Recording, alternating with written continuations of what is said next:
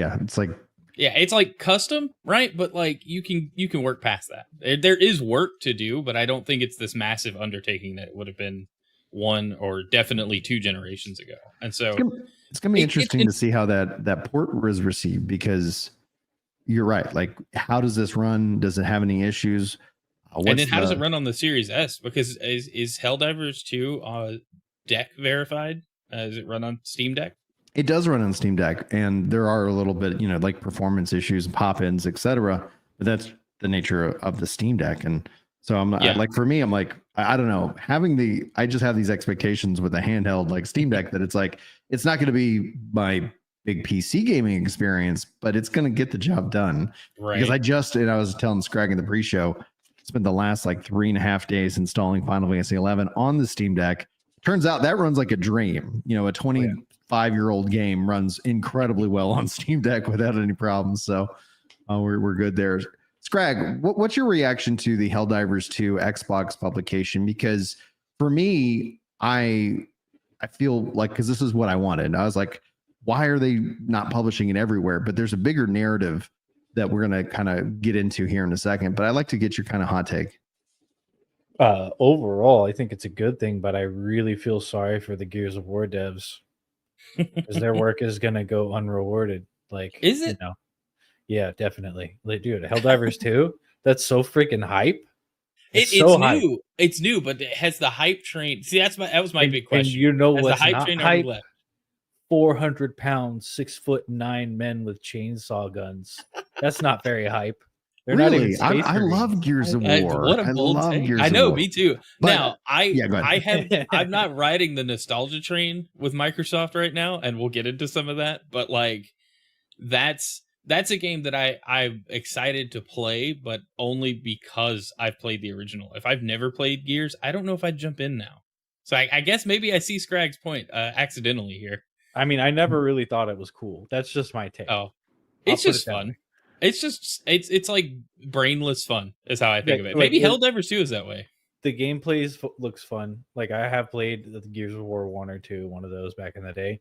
But just like for me, aesthetically, I'd much rather be like a stormtrooper who's disposable going up against like unimaginable odds rather than backwards bandana dude smoking a cigar. Surrounded by plot armor. Yeah. That's fair. Yeah, I can see that.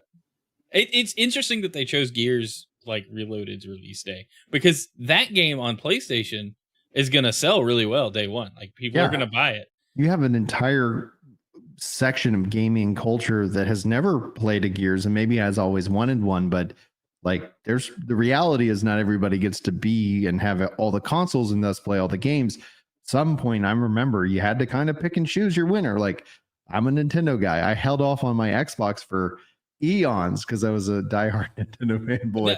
Good Lord, I'm glad I wasn't on the internet at that point in time. Right? Those clips would come back. There was a game, and I don't know if anybody remembers this one, but you could possess the body, like you were kind of a specter and you would kind of possess, and so it was a first person shooter, and I was like, okay, I had the multiplayer and had the story, etc. And I was like, this is going to be the Nintendo GameCube's Halo killer. Man, how wrong I was. Canceled. Well, you know how Gears could get me on board. Okay, hear me out. Do a collab with Shift Up, get Eve and some Nikes in Gears of War, and I'll do it. I'll play. It'll be hilarious. All right, we'll make that happen. Be interesting. The camera angle is perfect for that. The saying. I'm looking forward to it. Like, I love Gears. Yeah. But also what's really cool, and I've played both, but this is going to be something interesting because there's a section of the population, and this will kind of tie into what Yerman's talking about, but there's a section of the population that's on Xbox that hasn't played Helldivers 2. So this is going to be where, maybe I've played Gears. This is a new game I can go and check out. Honestly, I don't see any losers in this situation.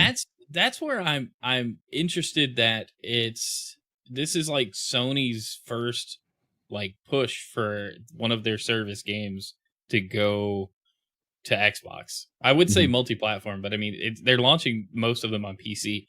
And it's also interesting because if we consider the marathon delay, that would have been an Xbox release as well.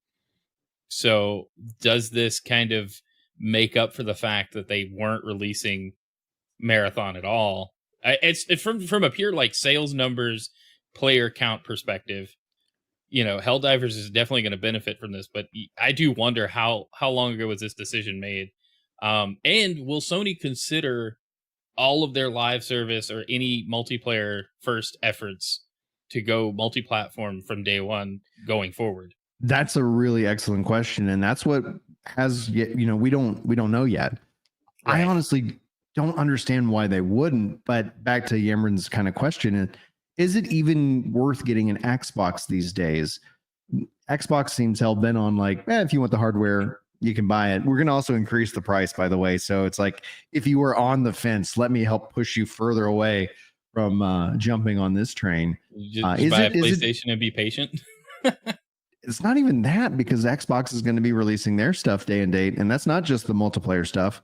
That's pretty much everything. Anybody who's holding on to the hope that like Microsoft's going to be like, oh, and this one game is exclusive to the Xbox, doesn't understand what they mean with Play Anywhere. They've completely changed. And so I have felt that what Yemrin's kind of hitting at in chat. And also, by the way, looks like YouTube has given us an upgrade.